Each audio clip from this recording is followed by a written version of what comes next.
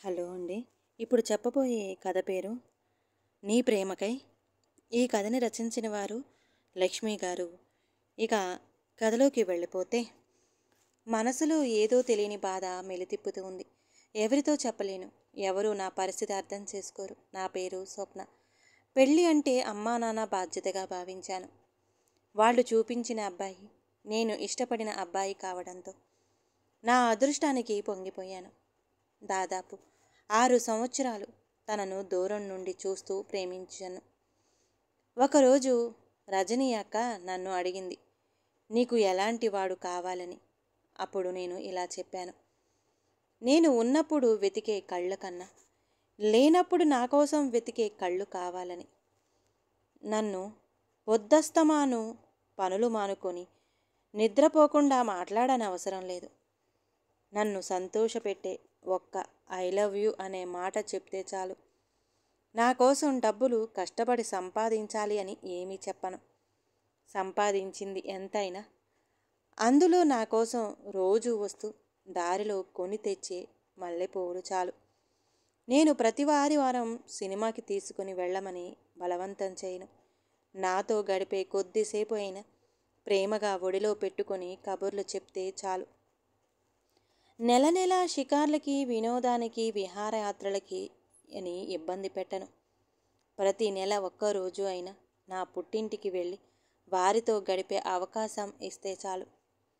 ఈ మధ్య గొడవలు, అప్పుడప్పుడు వచ్చిపోయే అతిథులు ఉండాలి. తను తన చేతితో ప్రేమగా తినిపించి అన్నం ముద్ద, రోజు తన ఆఫీస్కి వెళ్ళేటప్పుడు ప్రేమగా ఇచ్చే ఓ ముద్దు, పడుకునేటప్పుడు తన గుండెల మీద చోటు ఉంటే చాలు. తను నా కోసం నన్ను రాణిలా చూసుకోవడానికి పెద్ద బంగ్లా ప్యాలెస్ కట్టడానికి అని బానిసలా కష్టపడనవసరం లేదు. నిజంగా తనకి నాపై ప్రేమ ఉంటే తన హృదయ మందిరానికి యువరాణిని చేస్తే చాలు. కొడుకులు లేని అమ్మా నాన్నలకి కొడుకు లోటు తీర్చి బాధ్యతగా మెలగాలి. ఊరికి ఏమీ వద్దు. దానికి నేను తన తల్లిదండ్రులకి కూతురు లేని లోటు తీర్చేస్తా అని నవ్వాను. అక్క నా ప్రేమ విషయం తెలిసిన తర్వాత తన వంతుగా సాయం చేస్తామని మాట ఇచ్చింది. తన పేరు తెలుసుకోవడానికి 5 సంవత్సరాలు పట్టింది. అది అయినా అక్క బుర్ర తినేస్తే వాళ్ళని వేళ్ళని మాటలలో పెట్టి అడిగింది. అక్క నా ప్రేమను అర్థం చేసుకుంది. వాళ్ళ ప్రేమ ఎలాగో పెళ్లి వరకు వెళ్ళలేదని, మా ప్రేమైనా పెళ్లి వరకు వెళుతుందని సంతోషపడింది. పాపం అక్క మా ఇద్దరిని కలపాలని ఎన్నో ప్రయత్నాలు చేసింది. తన మనసులో నా స్థానం ఎలా ఉందని తెలుసుకోవాలని అనుకుంది. అప్పుడే తనకి ఒక నిజం తెలిసింది. అది చెప్పడానికి అక్క చాలా బాధపడింది. ఏమిటో చెప్పు. పర్వాలేదు అక్క అంటే అప్పుడు చెప్పింది. తనకి ఒక అమ్మాయితో అక్రమ సంబంధం ఉందని. అది తెలిసి తట్టుకోలేకపోయాను. నాకంటే అక్క ఆ విషయం నాతో ఎలా చెప్పాలని తనలో తానే ఇబ్బంది పడింది. ఎందుకంటే తనకి ప్రేమ విలువ తెలుసు. నేను ఏమైపోతానో అని కంగారు పడింది. సరే, ఏమిటో ఎంతవరకు వస్తుందని అడిగి తెలుసుకోవాలని తన స్నేహితులను కలిశాను.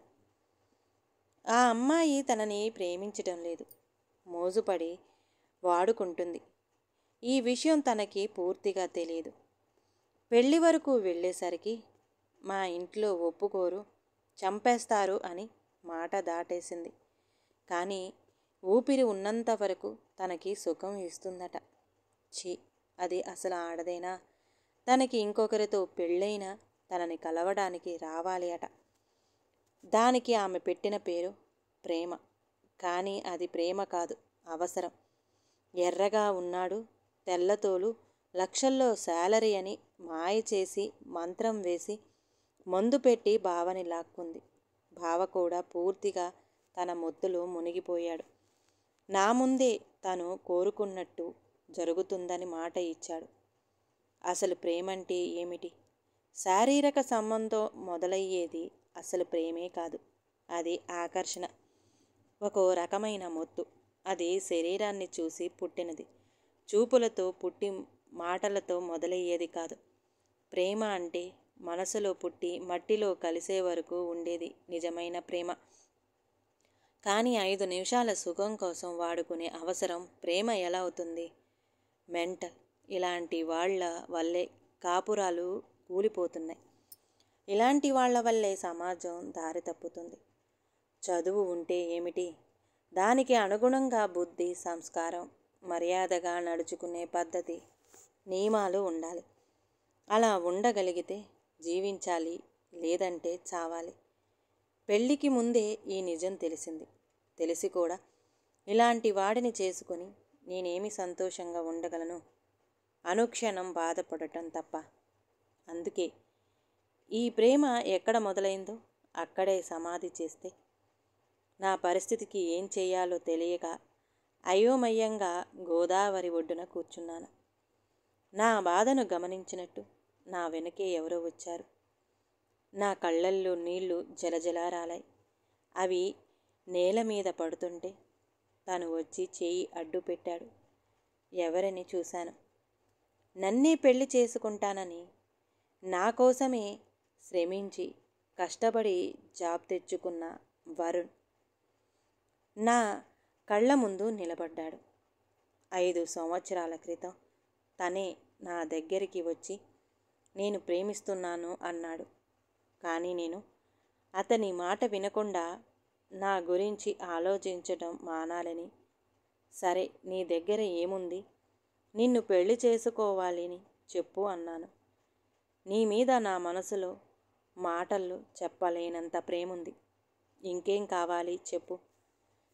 ప్రేమ ఒక్కటే సరిపోదు.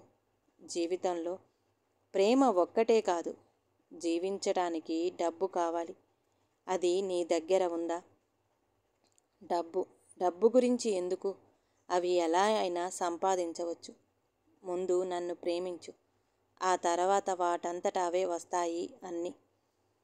లేదు, నిన్ను పెళ్లి చేసుకోవాలి అంటే నువ్వేదో పని చేసుకోవాలి. రేపు నిన్ను పెళ్లి చేసుకున్న తర్వాత ఆధారం ఏమీ లేకపోతే నీతో పాటు నేను పొస్తులు ఉండాలి. అందుకని ఇప్పుడేం చేయాలి? నీకంటూ ఒక జాబ్ సంపాదించు. జాబ్ ఇప్పుడు ఎవరిస్తారు? ఎవరు పిలిచి ఇవ్వరు జాబ్. మనమే కష్టపడి వెతుక్కుంటూ వెళ్ళాలి. అప్పుడే వస్తుంది. నువ్వు జాబ్ వచ్చి కనపడు, అప్పుడు పెళ్లి చేసుకుంటా. నిజంగా జాబ్ వస్తే పెళ్లి చేసుకుంటావా అని సంబరపడ్డాడు. చేసుకుంటా, కానీ ముందు జాబ్, ఆ తర్వాతే పెళ్ళి. సరే, నువ్వు ఈ మాట మీద నిలబడి ఉండు. నా కోసం కాకపోయినా నిన్ను పొందటం కోసమైనా జాబ్ సంపాదిస్తా అని వెళ్ళిపోయాడు. అప్పుడు వెళ్ళిన మనిషి ఇప్పుడు సూటు బూటు వేసుకొని దర్జాగా నా ముందు నిలబడ్డాడు. ఏంటి అలా చూస్తున్నావు? నేను వరుణ్, గుర్తుపట్టలేదా? నీకోసం జాబ్ తెచ్చుకున్నా, పెళ్లి చేసుకుంటావా? ఆ మాటకి ఆలోచించాను. అక్క వెనక నుండి చేసుకుంటుంది, నువ్వు వెళ్ళి పెళ్లి ఏర్పాట్లు చేసుకో అని పంపింది. నేను అక్క వైపు కోపంగా చూశాను. ఏమైంది అలా చూస్తున్నావు? నేను అన్నది తప్పేమీ కాదు. నువ్వు కోరుకున్న వ్యక్తి నీకు తగినట్టు లేకపోతే ఏమైంది? నువ్వు కోరుకున్నట్టే ఉంటూ నిన్నే ఏరి కోరి చేసుకోవాలని అనుకొని నీకోసం కష్టపడి జాబ్ సంపాదించాడు అంటే అతని ప్రేమ అర్థం కాలేదా? తను ఇంటర్ ఫెయిల్ అయినా నీకోసం ఈరోజు ఈ స్థాయిలో నిలబడ్డాడు అంటే తను నిన్ను ఎంతగా ఆరాధిస్తున్నారో అర్థం చేసుకో. వెళుతూ నువ్వు కోరుకున్న వ్యక్తి నీకు దక్కలేదని ఆలోచిస్తూ సమయాన్ని వృధా చేయకు. నీకోసమే నువ్వు కోరుకున్నట్టే ఉండాలని అనుకున్న వరుణ్ణి పెళ్లి చేసుకో. ఇంకా నిన్ను గుండెల్లో పెట్టుకొని పూజిస్తాడు. ఈ మాట మాత్రం నిజం. ఇప్పుడు కనుక తనని కాదని అనుకుంటే నీ అంత దురదృష్టం ఎవరికీ రాదు అనుకుంటా అని వెళ్ళిపోయింది. సూర్య నన్ను ప్రేమించలేదు. నేను ప్రేమించాను. అలానే వరుణ్ నన్ను ప్రేమించాడు. ఇప్పుడు నేను వరుణ్ణి కాదంటే నా పరిస్థితి మళ్ళీ తనకి ఎదురవుతుంది. మనం కోరుకున్న ప్రేమ కంటే మనల్ని కోరి వచ్చే నిజమైన ప్రేమ గొప్పది. ఆలస్యం చేస్తే తను దూరం అవుతాడని భయంతో వరుణ్ ఆగు అని పిలిచాను. తను వెనక్కి తిరిగి చూశాడు. నేను తన ముందే చేరి నా కోసం వచ్చావా ప్రేమ, పెళ్లి చేసుకుందామారా అని అతని చెయ్యి అందుకున్నా.